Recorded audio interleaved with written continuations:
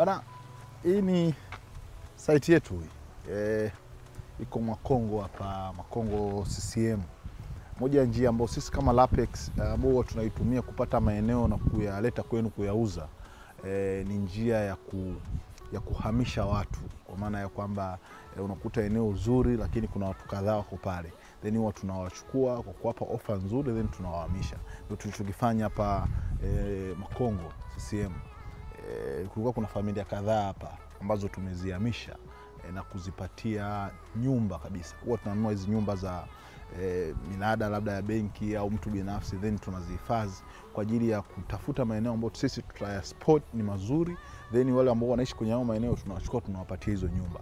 Kwa hiyo ndio tulichokifanya hapa Makongo. Pia kuna familia kadhaa hapa tuliwahamisha wote na kuwapa nyumba za vyumba vitatu, nyumba kabisa nzuri kabisa, lakini na kuongezea kiasi cha fedha kama motisha kwa sababu walikuwa wauzi. Kwa sisi tunawapa kama hiyo motisha ya wao kutuachia eneo. Kwa hiyo eneo tumeliakwaya zuri kabisa, kama unavyoona liko barabarani Makongo, karibu na barabarani kabisa. Majirani wamejenga ma apartments pazuri mno.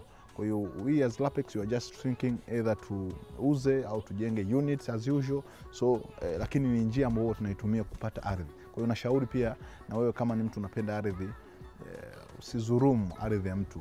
Kama unaweza hamisha watu, wape sehemu nyingine na fedha, then baki na hiyo ardhi. Kwa hiyo hii ni moja ya njia ambayo sisi wenyewe Lapex huwa tunaitumia kupata eneo kama hili tulilopata. Nzuri sana.